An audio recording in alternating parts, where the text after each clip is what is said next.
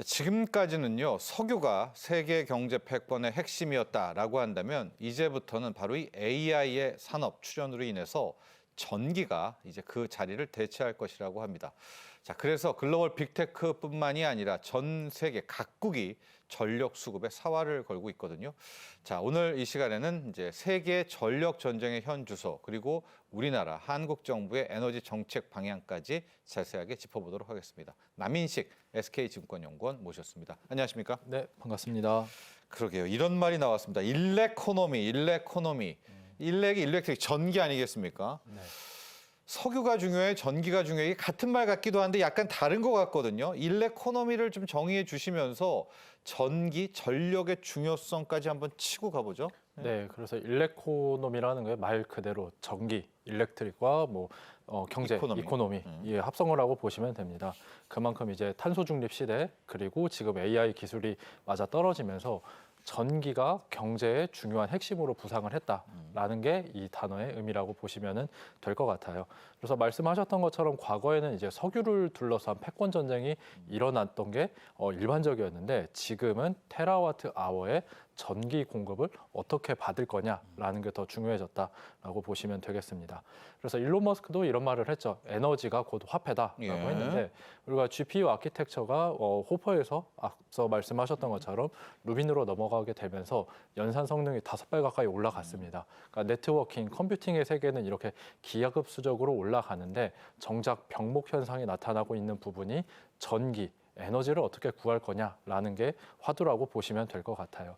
그래서 AI로 인한 전력의 폭발적인 성장, 그에 비해서 공급 제약으로 인한 모순이 발생하면서 최근에 이제 전기가 굉장히 중요해졌다라고 보시면 될 것 같습니다. 근데 또 우리 방송 보시는 시청자분들은 그 석유로 전기 만드는 거 아니야? 또 이렇게 이야기를 하시겠지만 지금 우리의 개념에는 석유의 시대는 이제 저물고 있다라는 개념에서 또 전기를 얘기하는 거죠. 네, 맞습니다. 그러니까 발전원 측면에서도 당연히 지금 석유가 쓰이고 있지만 소비 측면에서 전기화가 많이 되고 있어요. 그러니까 단적인 예로 우리가 예전에 가정집 보면은 가스레인지를 많이 썼는데 네. 지금은 인덕션을 많이 쓰잖아요. 네. 그리고 내연기관이 아니라 이제 전기차 성장률도 많이 올라오고 있고 이런 식으로 전기의 활용처가 많이 증가하고 있다라는 의미에서 이제 전기가 중요해지고 있습니다. 그렇습니다. 활용초도 다양해지고 아마 트럼프 시대가 가고 나면 이제 전력원, 에너지원도 석유도 끝나지 않을까 또 이런 예상을 해볼 수 있는데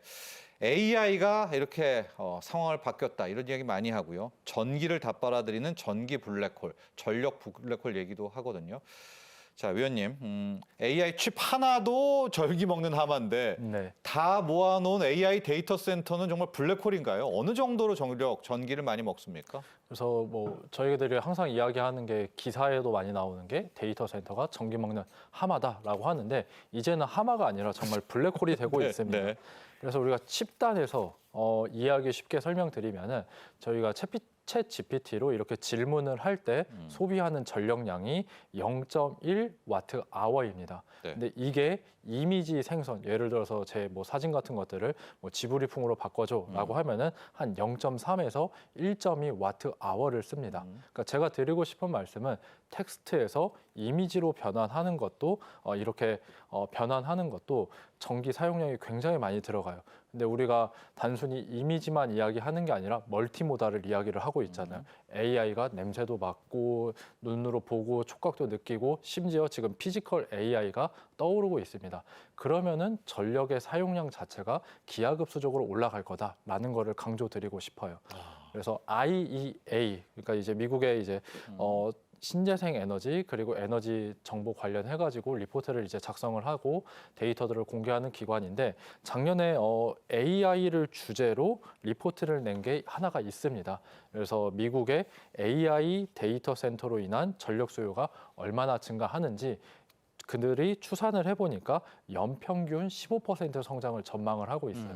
참고로 미국의 데이터 센터를 제외한 전력 성장률은 3에서 4%입니다.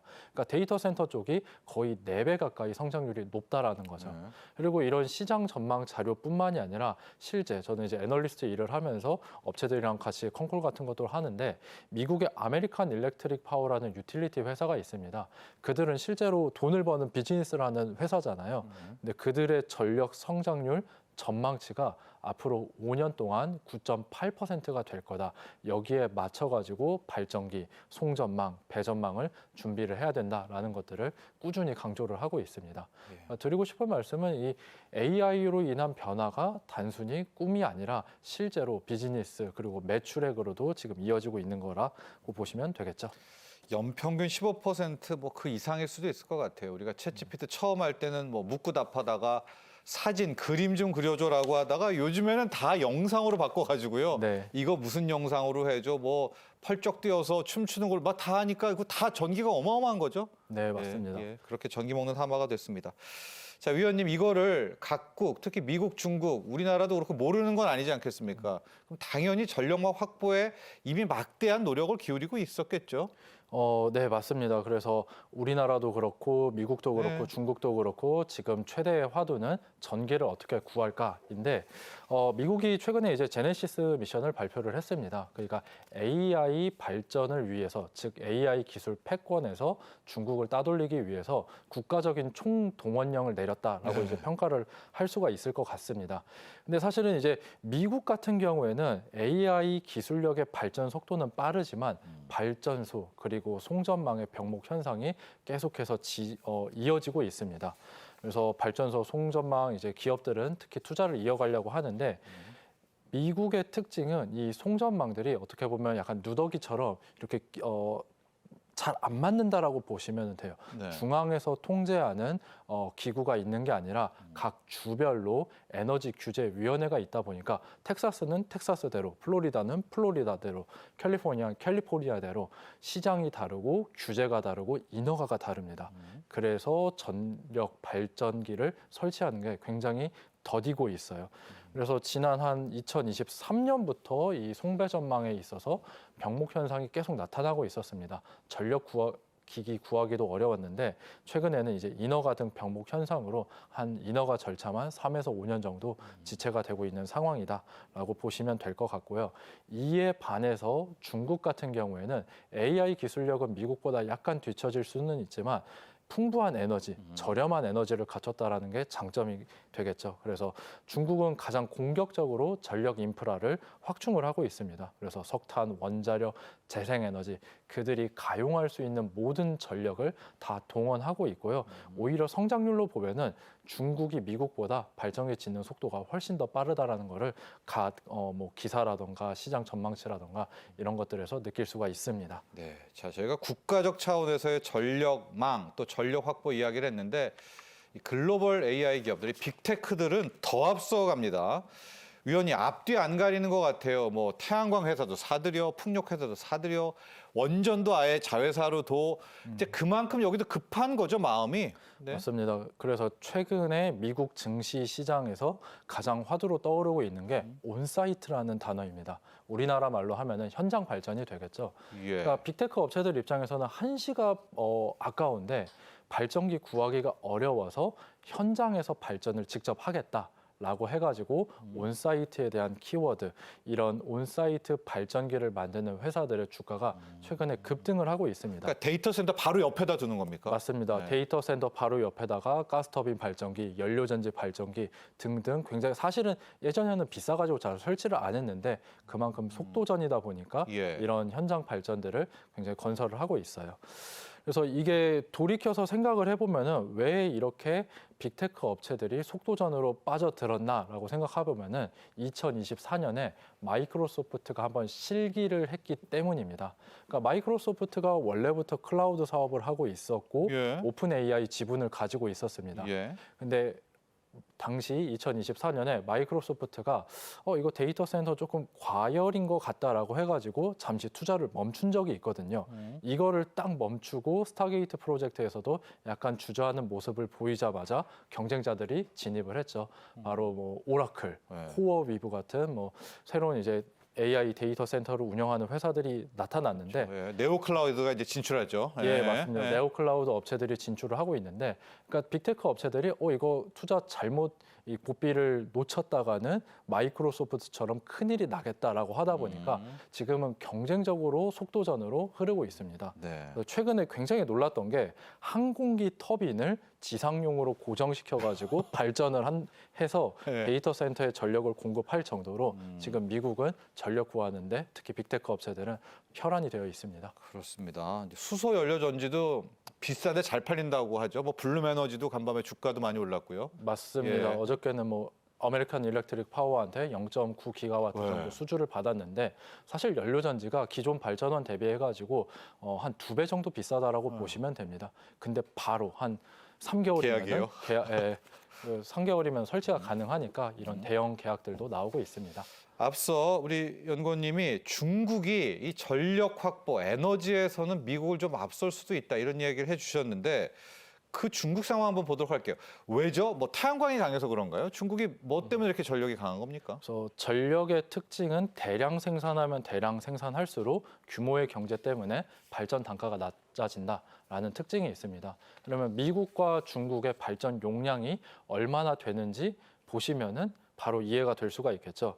그래서 미국의 발전기 총 설치 용량은 1,300기가와트이고요. 중국은 이에 비해서 2.5배인 3,300기가와트에 달합니다. 그만큼 중국은 대량의 발전기들을 구비를 해놓고 저렴한 발전을 하고 있어요. 바로 석탄 발전 그리고 태양광, 풍력이 중심이 돼가지고 굉장히 전력 가격이 저렴합니다. 그리고 이렇게 단순한 이제 숫자뿐만이 아니라 그동안 중국은 제조업 기반으로 경제가 성장을 했습니다. 그리고 제조업 기반으로 경제가 성장한 국가들의 특징이 뭐냐면은 GDP가 성장하는 것보다 전력 수요 성장률이 훨씬 더 가팔라요. 그래서 중국 같은 경우는 연평균 전력 생산량이 한 두 자릿수인 14% 정도씩 성장을 했는데 이에 반해서 미국은 서비스업 기반의 국가였죠. 그래서 그동안 발전기들이 많이 건설이 안 돼가지고 연평균 많이 잡아봐야 한 2% 내외로 전력 발전량이 증가를 했었습니다.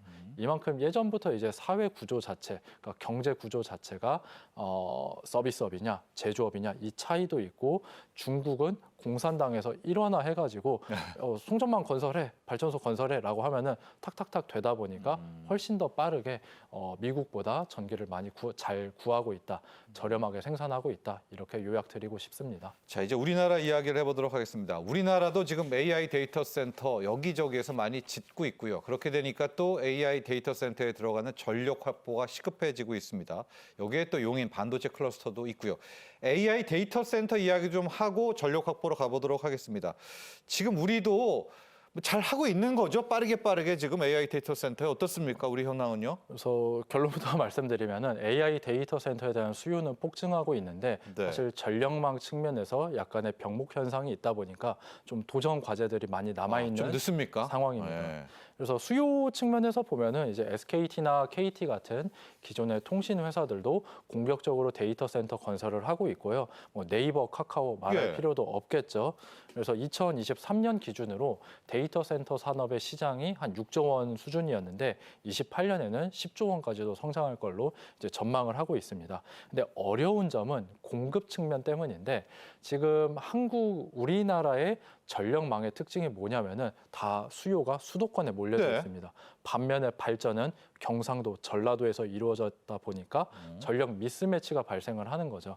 그래서 데이터 센터들도 그러면은 지방에 가서 건설하는 건 어떻습니까? 라고 하면은 뭐 지리적인 근접성도 서울과 떨어지다 보니까 좀 불편해하는 것도 있고 네트워크 인프라도 부족해가지고 지방으로 가는 거를 조금 어려워하고 있습니다. 그래서 정부 측에서는 이제 여러 가지 인센티브들을 제시를 하고 있는데 예를 들어서 인천 같은 경우는 인천공항 옆에 인천공항 그 부지에 이제 전력망 용량이 좀 남으니까 예. 데이터 센터를 같이 건설을 해보자라는 것도 내밀고 있고요. 예. 그리고 지역별 차등 전기 요금제를 또 한전에서 준비를 하고 있습니다.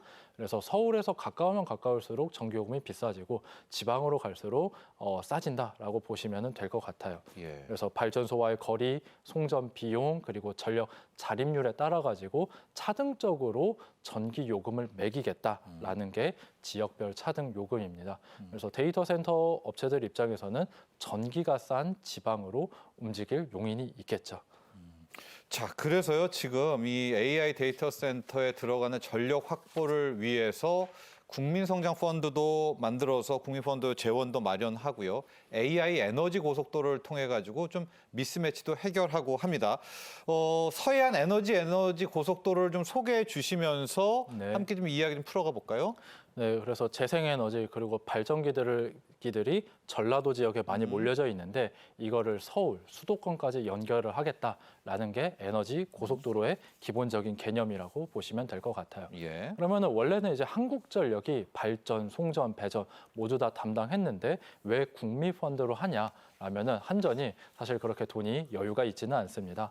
그래서 2038년까지 송배전망 관련해가지고 약 113조 원 정도 투자가 돼야 되는데 지금 한전 부채가 약 250조 원에 달합니다. 예. 기억을 거슬러서 생각을 해보면은 러우 전쟁 터지고 유가, 천연가스 가격 올라가면서 2021년, 22년, 23년 3년 동안 대규모 적자를 기록하면서 부채 비율이 많이 올라갔습니다. 그래서 이때 뭐 한전법도 개정을 하면서 부채를 더 많이 끌어다 당길 수 있게 법까지 개정을 했었거든요. 그래서 한전이 이 모든 송배전망 투자를 하는 거는 재무적으로 어렵다라고 해가지고 국민펀드를 이제 내놓게 되는 거죠. 시간은 많지 않은데 AI 에너지 고속도로 그러니까 서해안 쪽에서 빼서 수도권으로 오는 거죠? 맞습니다. 예. 네. 뭐 그래서- 짧게 좀 한번 개념 잡아주세요. 그래서 에너지 고속도로가 이제 지금은 서해안만 되어 있는데 이게 3차 사업으로 나눠질 수가 있을 것 같아요. 1차는 서해안, 2차는 남해안, 3차는 동해안이라고 해가지고 전 국토를 U자형 전력망을 만드는 게 사실 최종적인 목표라고 보시면 될 것 같아요. 네. 그래서 해저로 고압의 전력 케이블을 건설하겠다라는 게 이제 에너지 고속도로입니다. 네, 자 올해 아마 첫 삽을 뜨기 시작할 것 같습니다. 서해안 쪽에 재생 에너지를 서해안 바다로 빼서 수도권으로 가는 이 AI 에너지 고속도로도 기대해 보죠. 자 오늘 남인식 SK증권 연구원과 함께했습니다. 감사합니다. 네, 감사합니다.